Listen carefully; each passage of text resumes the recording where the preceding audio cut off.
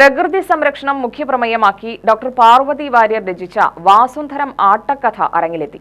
നിരവധി പേർ ആസ്വാദകരായി എത്തി.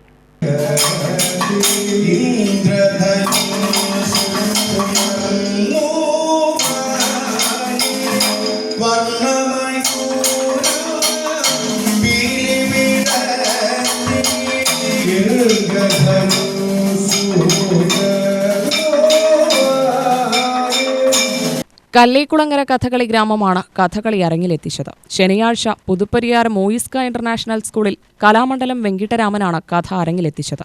വൈഗ ബാബു, ഇഷ നിഷാദ്, വിവേക് നാരായണൻ, മഞ്ജിമ സുരേഷ് തുടങ്ങിയവർ അണിയറയിലെത്തി. സദനം ശിവദാസ്, സദനം ജ്യോതിഷ് ബാബു എന്നിവരാണ് സംഗീതം നൽകിയത്. രാമകൃഷ്ണൻ ചെണ്ടയും രതീഷ് മദ്ദളവും അവതരിപ്പിച്ചു.